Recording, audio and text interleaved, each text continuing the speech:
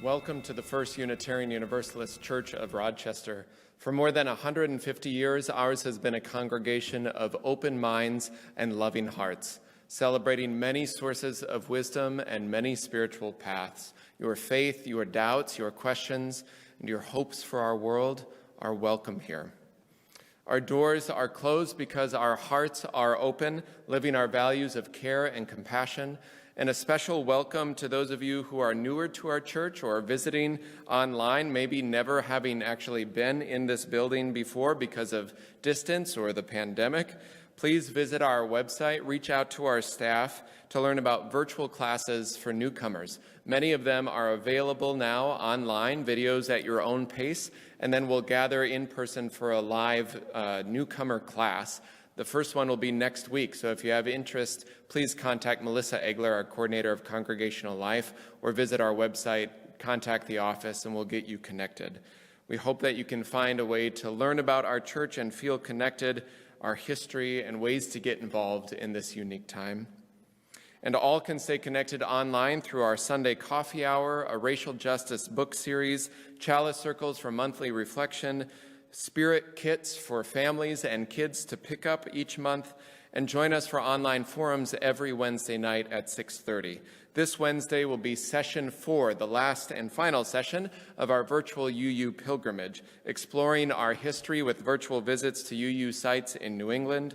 This week we'll focus on the lesser-known transcendentalists. It'll be led by our staff member, Derek Robertson. You can view these past forums on our website, and you can join us online this Wednesday night at 6:30. Today's offering will go in full to support Three Rivers Community Action, serving low-income families in southeastern Minnesota through a variety of services for basic needs, including shelter and housing, transportation, Head Start, education, and more. You can give at uurochmn.org/give. Thank you for your generosity for our community.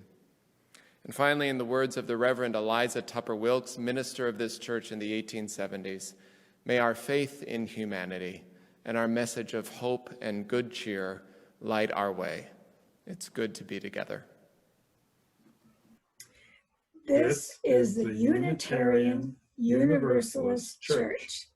This is the Church of the Flaming Chalice. This is the Church of the Open Mind.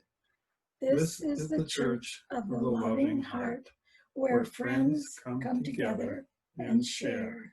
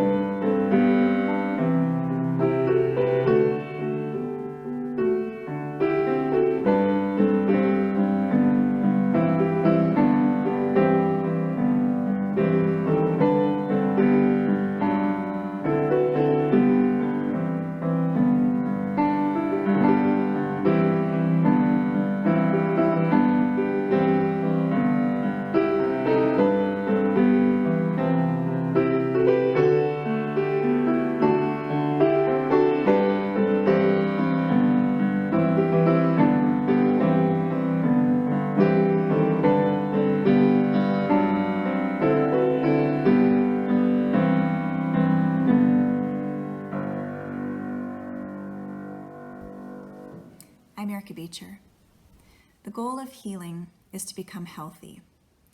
And when I was asked this week to reflect on healing, I had to think back to the definition of health. To me, health is more than just the absence of disease. It's a holistic state of wellness of the mind, body, and the spirit. As a mother, as a partner, as a community member, church member, and as a nurse practitioner, many times I've been able to help others, been given the privilege of that, to help them on their own journey of wellness. What I was struck by when reflecting on this was that I think particularly as clinicians, we serve as conduits for folks to get to their own self-healing, that we are not necessarily providing that healing, maybe to some extent. But I think that we help shine awareness on what is already present. The patient may not be able to see that, though, for themselves.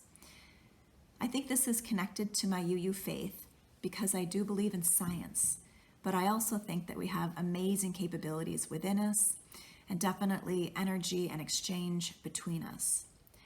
I feel that my work is not just me alone. I feel like I'm part of something bigger. I don't know what exactly it is, but my UU faith allows me and even encourages me to question and have a fluid definition of what that is. Maybe it's energy, chemistry, deity, mysticism, or other. Taking care of my patients and others is interconnected to taking care of myself.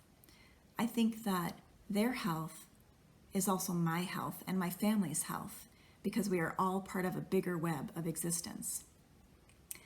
I find self-healing through human connections, and those of you who know me would probably say that I define as an extrovert. I have a tendency to be with others and find wellness in that, but when I do need solace, I seek it in the woods. I love to run on the trails, and nature is definitely a source of healing for me. I might find healing through breath, through yoga practice or meditation. Practicing gratitude of the earth and my own body's ability and my mind's ability is part of my beliefs because I know that these are both gifts, and I also know that my time here is fleeting. I believe that self-care is vital to help care for others. Truly being present with another is another form of service, and our UU community is all about giving back, as you know. In that sense, we are all healers through our commitment to caring, to justice, inclusion, advocacy, and kindness. I think that when someone is in a state of holistic well-being or healing, others are drawn to them because they see their light, they sense that. This is something that's hard to measure, but many of us have experienced it. We are not only all healers, but many of us are on our own journey of healing. Few of us are truly and completely well, but none of you, are too broken or undeserving of healing. The mind, the body, and the spirit are powerful, both when well and when unwell. So I ask each of you to ask yourself what you do in your daily life, your daily practice to heal. And if you're not doing it, why not? I ask myself this as well. How can we all help each other become well, to be healed? When we are hurting or overwhelmed, it is harder to heal. So my advice to you is to be gentle on yourselves and to start the process slowly. Just know that you are amazing and you are powerful and you are a gift. Thank you.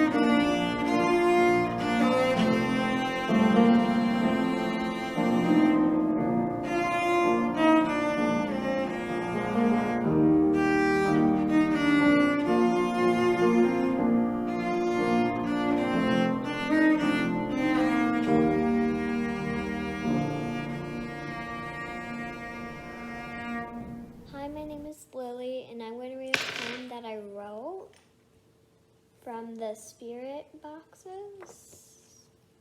So here it goes. Listen to your body. It speaks. It hums. It hurts.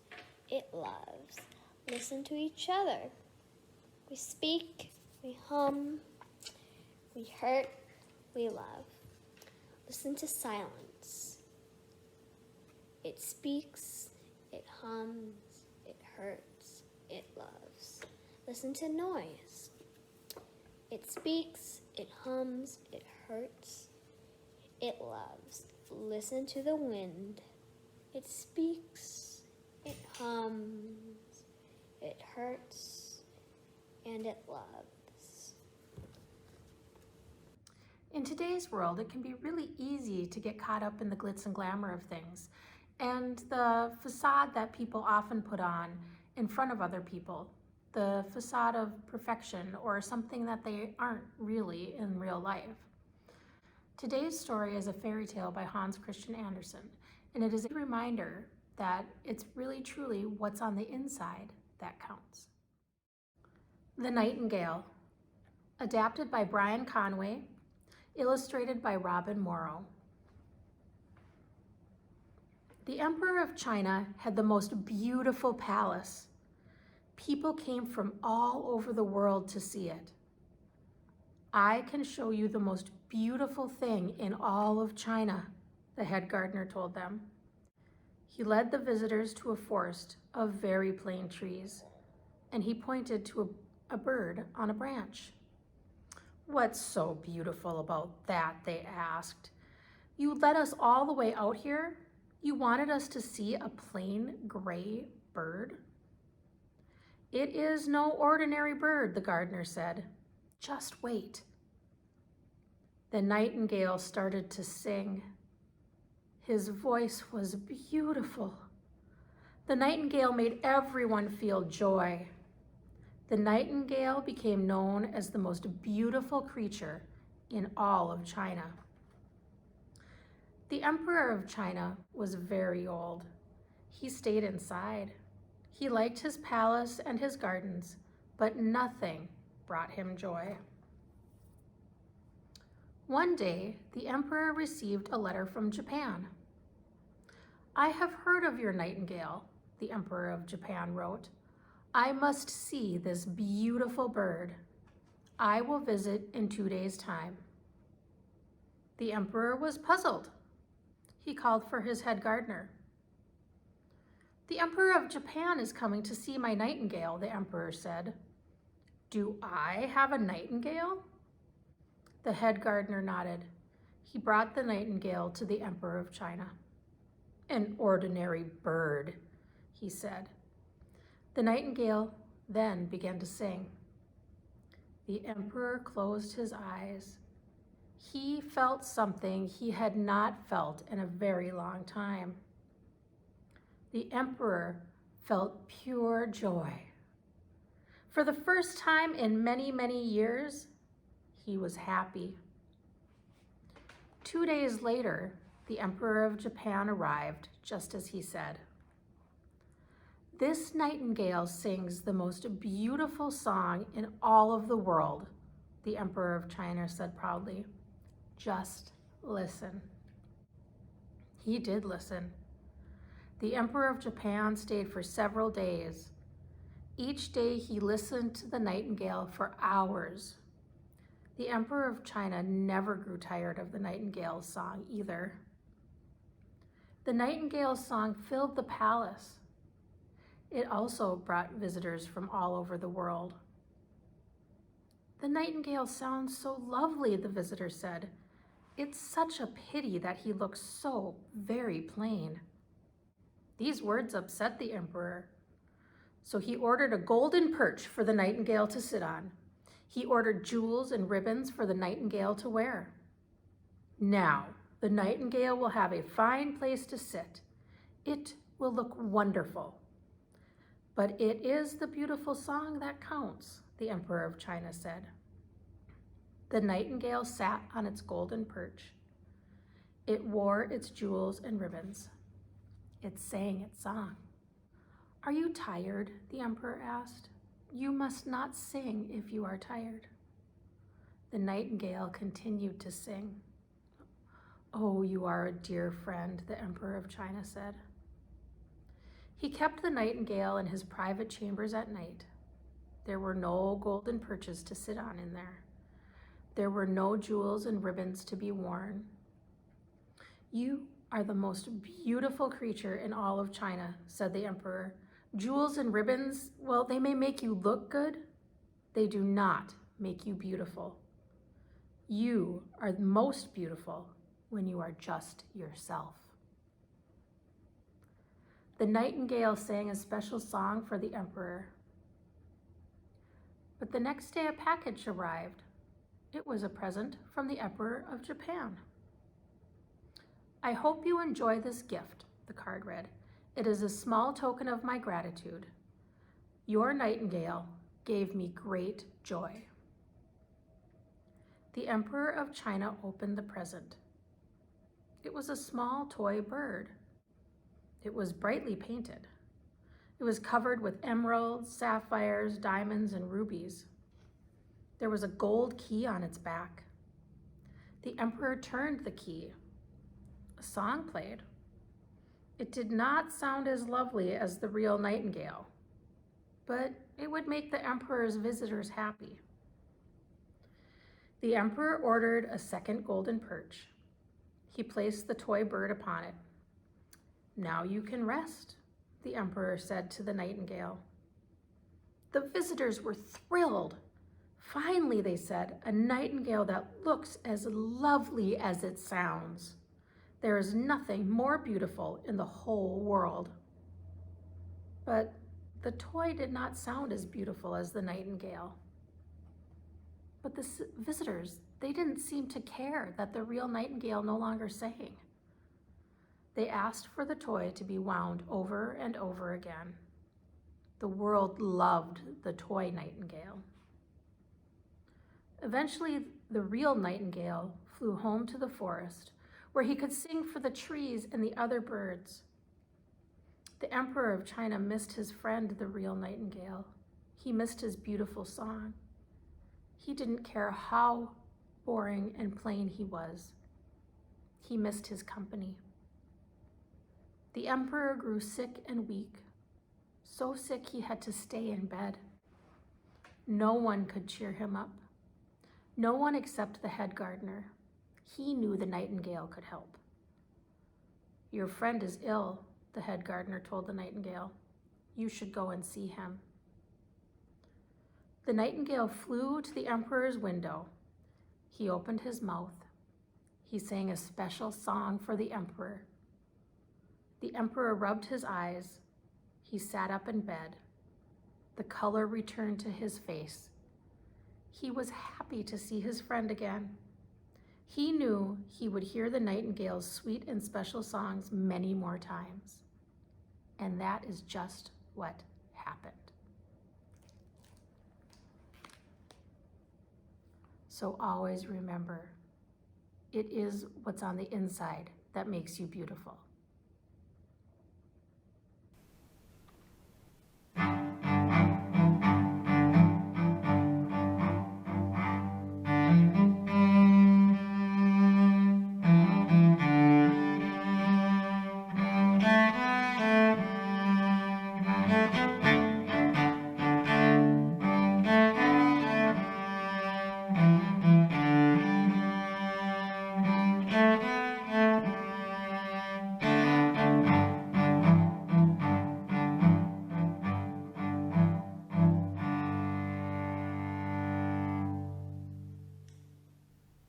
Good morning.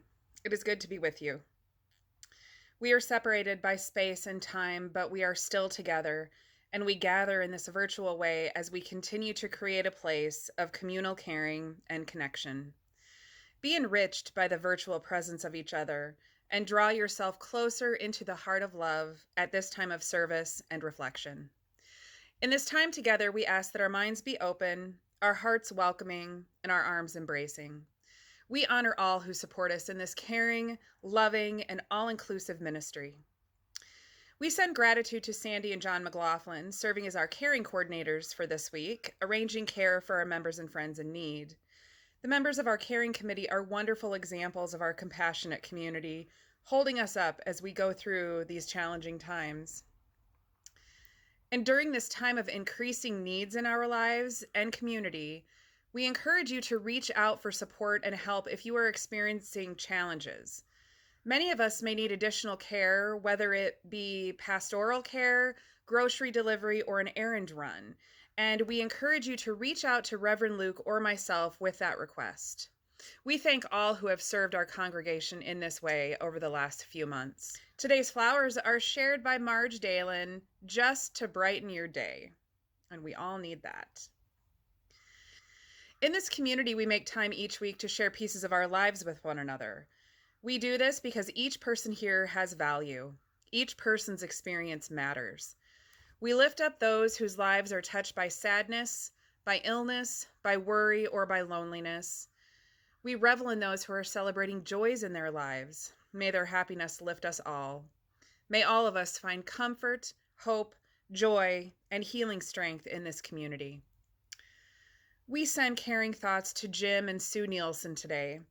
Jim's mother, Donna Nielsen of Albert Lee, passed away Thursday at the age of 91.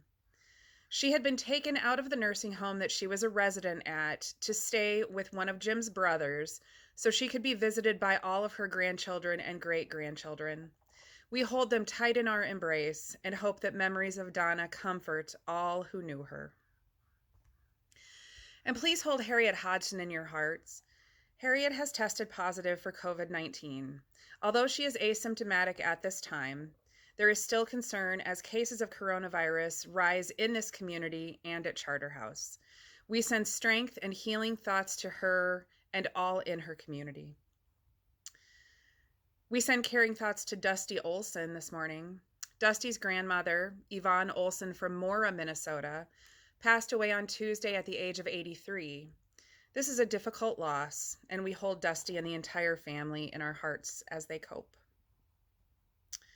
And we congratulate Juliet Summers and her family on the birth of her grandson, Gideon Martin Titel, born October 28th to Juliet's daughter Sandra and her husband Sam. All are well in Tennessee, and we welcome this new life to the world. And at this time, I'd like to take a moment to share that Lynn Smith, our co-chair of our fellowship team, will be retiring from that role. The energy and dedication that Lynn has brought to First UU Church through the fellowship's Ministry of Fun is so appreciated, and we thank her for the years she has served. Thank you, Lynn, from the staff of First UU and the entire congregation. As we have over these last few months, we need to continue to reach out to all in our community to let them know that we are still here and still holding and supporting them. We encourage you all to send cards and make calls to those you love and support your local businesses, opening the doors to communication and community. May the faith and the spirit of life, love for the community of earth, and love for the light in each other be ours now and in all the days to come. I invite you to take a deep breath. Breathe deep the breath of life. Sit deeply, be deeply wherever you are right now. Center down. Feel below you the earth and its ancient turning. Feel above you the sky with its ancient stars and light holding you in this moment right here, right now. I invite you into this time of meditation, this time of prayer, first by sharing silence together.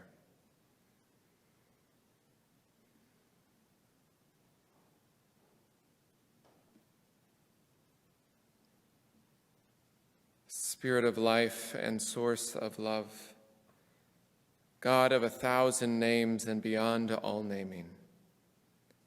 Sometimes we can lose track of ourselves. We can fail to really notice an aching pain in the body or the soul that creeps up over time or never really goes away. We can lose track of ourselves. Those little pains, those little moments where our heart, our soul was broken open, maybe just a little, and we thought it was fine, or maybe we had meant to take the time to try to attend to it and mend it, but it got away from us. And the pain still sits there, waiting. Help us remember that healing takes time, that it's never over and it's always worth it, and there's always still time to return to it, that like breathing or the beat of our hearts, or the rhythm of resting and waking, so too does our body and soul need regular mending, and that we are worth the time it takes for each thread to help stitch and hold us together. We hold all those who suffer in mind, in body, or spirit. I invite you to bring the names that you're holding in your own heart this day, in joy or in sorrow, celebration or concern, and silently or aloud now in this time to speak their names.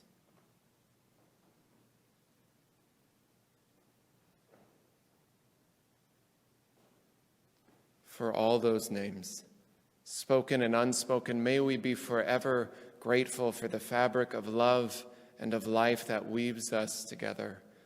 May those threads hold us in love and in strength. These words of meditation come from Linda Hagen, entitled To Be Held.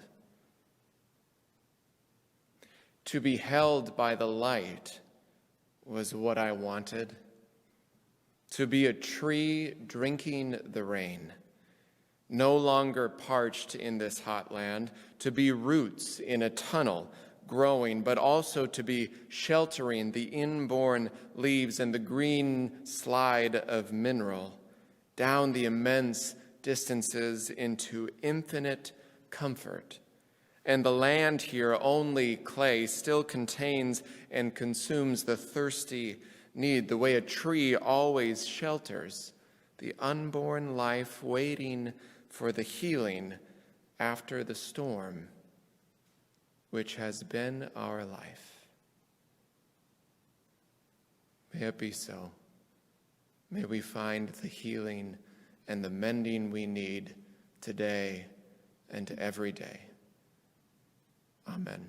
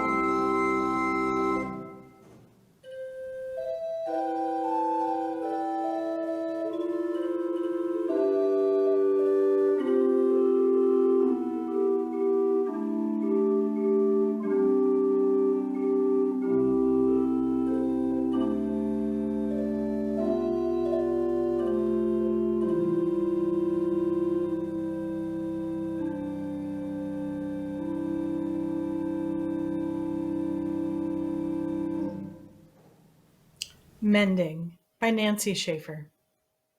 How shall we mend you, sweet soul? What should we use, and how is it in the first place you've come to be torn?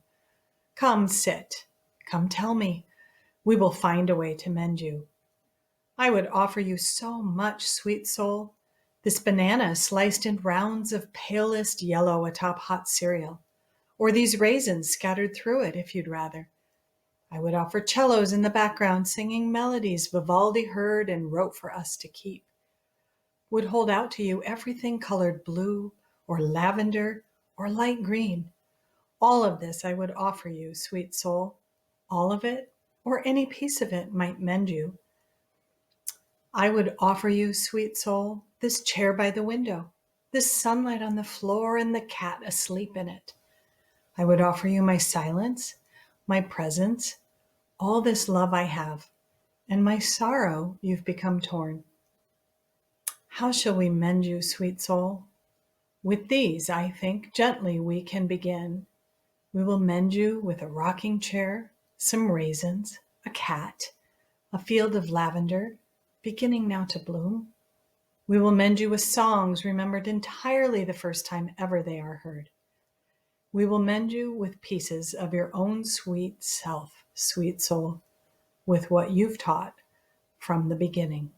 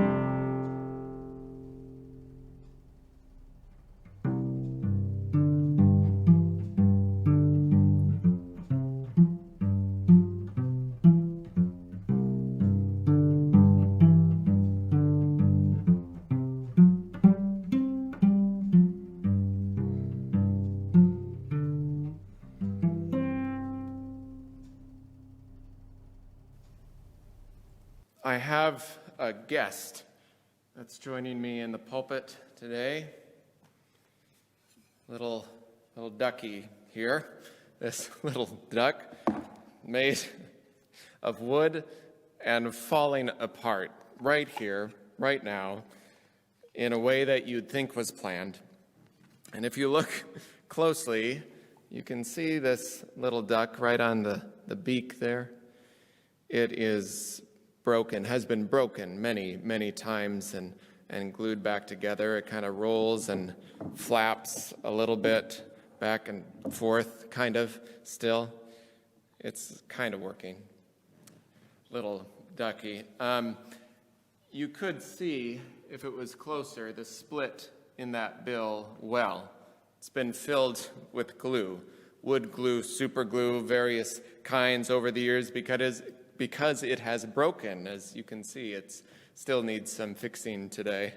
It's broken over and over in that same place, even now as the wheels are falling off.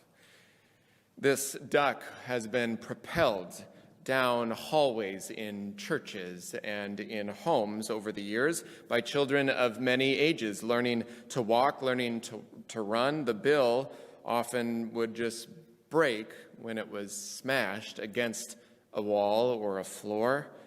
just broke off, but we kept fixing it time after time because Ducky was loved, still is loved.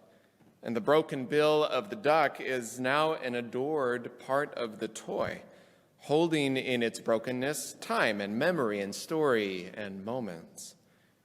We hold that too, each of us, in our own brokenness, in those places where we've maybe cracked over and over again. We hold in those cracks, those broken parts of us, time and story and moments and memory. We are, each in different ways, a patchwork, a pasted together person of sorts, made of moments and memories, broken open from pain and hurt, maybe broken open from deep joy or gratitude or love offered, and we're pasted together as we waddle along. We too need regular attention. Not a one and done fix it, but true healing is like health. It asks us to keep attending to our well-being every day, today, tomorrow, and the day after that. Or in the words of First UU Church resident poet Lily that you heard from, it is our brokenness and our beauty where we speak, we hum, we hurt, and we love. Those spaces, those moments where we've been broken open, where it feels like there is a hum in our spirit and the heart, the vibration of memory and hurt, that's also where healing often comes. Sometimes it seems we hardly have any time to do anything but react, much less try to heal the body, the mind, the soul. There was an article back in the spring about how many minutes on a given day a parent working from home in this pandemic would have uninterrupted from their children. Not uninterrupted overall, but the length of time they would have between interruptions to do their work was, on average, 3 minutes. 3 minutes at a time. Now, I don't know where I was going with that because while I was writing, I was interrupted by a child. Sometimes when I record here in the sanctuary, I hear a noise at the door, and I'm not sure if it's the building just kind of settling or it's my children having broken free from their quarantine education wing classroom to come find Papa talking to a big room filled with nobody. But it's true that to each of us in different ways these days, our lives sometimes are filled with noise and distraction and interruption to attend to whatever needs attending to, or filled with silence or isolation, each bringing with them an intensity of news that flies at us each day. And even once election results are kind of tabulated and we focused on that for a bit, still they're waiting for things to be updated. There still we scroll through again. There's always more news waiting for us about the pandemic, or there are things waiting in our hearts, our souls, for us to attend to of family discord. Maybe financial struggle or mental health worry, or wondering about this family member or this friend who's really struggling with their business or their work, or just trying to hold their life together. Sometimes we're interrupted by internet connectivity or an old body ache that just won't go away, and the list goes on and on. Sometimes it seems when the intensity of the information we're trying to manage in this world, the intensity of our own souls, keeps coming at us. And you wonder, how much time do you really have? Or perhaps how much space do you really have to think, to feel, to notice your body when it hums and hurts and loves? To make the space in the soul for the healing that we need, the regular routine maintenance healing for the soul. How much capacity does your soul, your heart have to pause, to slow down, take a breath, and remember that you are worth the time it takes to heal? broken as we may feel these days, shattered souls or spirits, splintered attention and affections still, again and again and again, we are worth the healing. We're worth it. You are worth it. Because we need each other to heal. Not just for our own selves, but for the beauty and the betterment of the world. 2 young souls not long ago were having a moment, we'll say, where tensions were high, feelings overflowing. One, quite logical, making her arguments as if she was preparing to pass the legal bar. The other, quite heart-centered, speaking clearly and openly about her feelings as if she had some training in emotional therapeutics. And when an outside observer helped them to pause for a moment, the old question from the cartoon Daniel Tiger came back, saying, "I'm sorry is the first step. Then, how can I help?" How can I help? The little lawyer said reluctantly. A hug? Asked the other.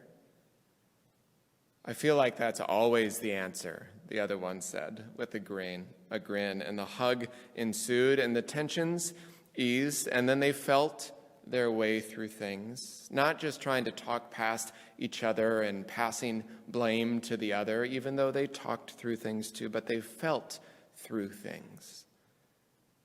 I feel like that's always the answer, they said.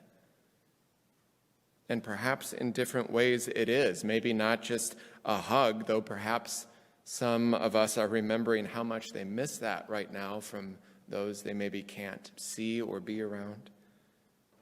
But also slowing down, paying attention to the person who was hurt, asking, how can I help? How can I help because of what I have done to be in this moment where I've wronged you maybe or hurt you in some way? Whether it's a hug or a call or an open heart, most of the time, the answer is almost always presence. Being present to the person, to the pain. And just as important to healing, which in its oldest forms means making something whole again, it's not just how to respond to others, but how are we tending to our own tattered soul?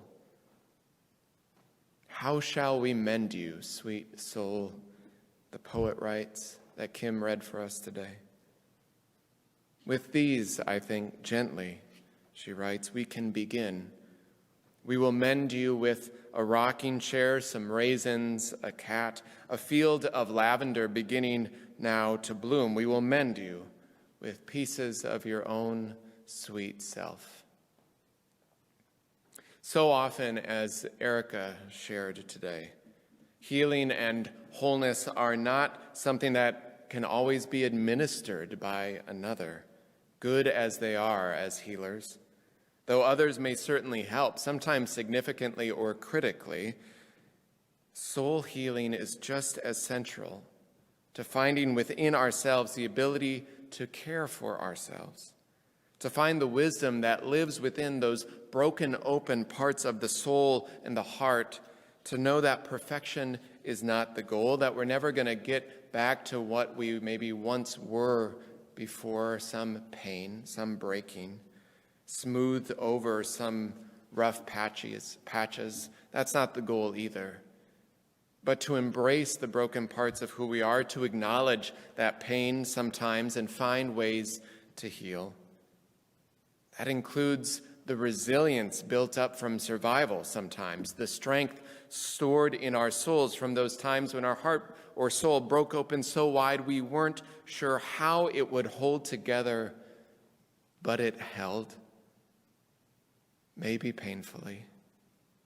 Sometimes healing can take the form of finding the wisdom to leave something that is unhealthy, to remove yourself from that part of your life, to leave something like a relationship or a job or a community or a religion or who knows what. Sometimes healing takes the form of built-up resilience from going through something difficult or challenging or heart-wrenching, and the scars build up enough strength that the pain that was once felt there doesn't sting, doesn't cut the way it once did, like building up calluses sometimes. And calluses aren't always bad, as many workers would tell you.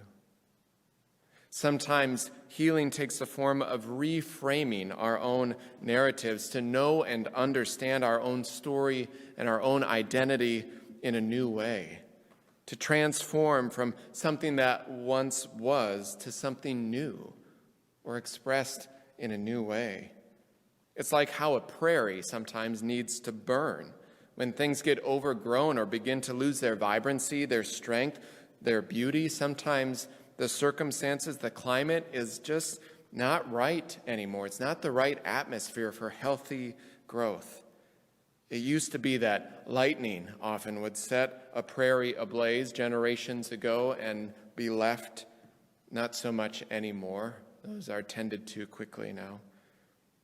So a good prairie needs to be set on fire, carefully, intentionally, to set it ablaze toward new life. That's how the soil itself regenerates. That's how it finds the source of life renewed. And for a time, the surface, the ways of being in the world that have been cleared, can come back to life and flourish after a time of burning, of dormancy. For something to heal or be in the process of healing, it need not choose just one path. It's like how a musician who plays a stringed instrument knows that the calluses need to build up, and when you can't play or don't play for a while, they go away, and when you come back to play, it hurts for a while until you get back in the rhythm. The calluses build up so that the music, the harmony, the beauty can be created again. Healing might be re-gluing the same broken piece back together over and over because it's worth to keep that tattered, torn, splintered original. There's something beautiful and familiar about its brokenness.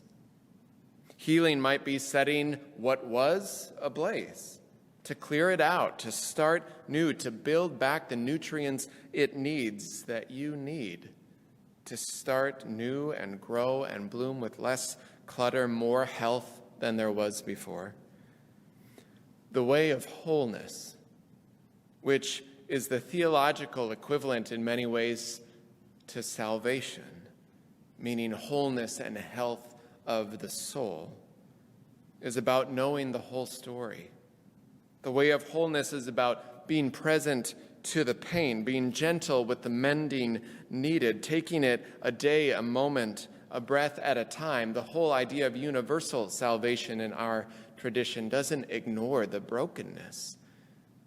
It believes in the need for healing and wholeness for us all because of the brokenness. We will find a way to mend you, writes the poet. All of it or any piece of it might mend you. Pieces of your own sweet soul, gently we can begin. We begin gently when we try to heal, when we take and find the time to attend to healing.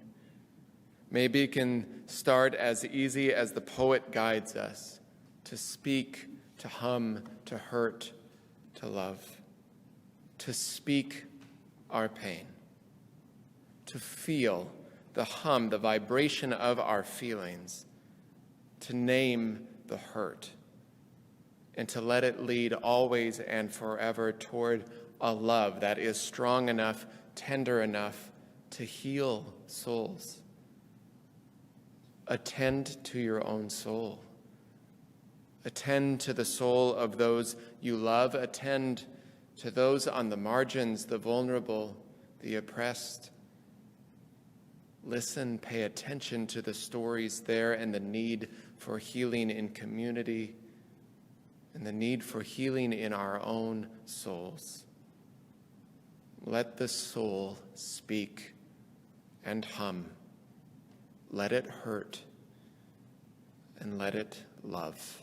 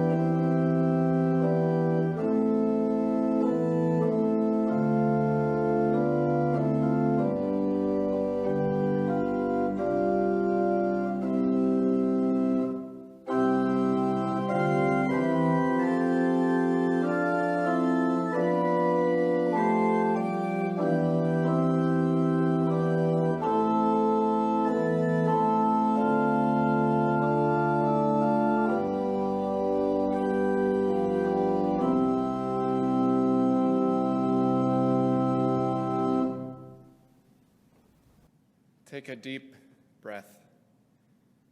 Remember that you are worth it, worth the time it takes to heal, to mend over the long haul again and again.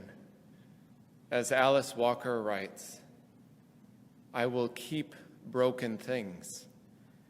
I will keep you, pilgrim of sorrow. I will keep myself. Amen.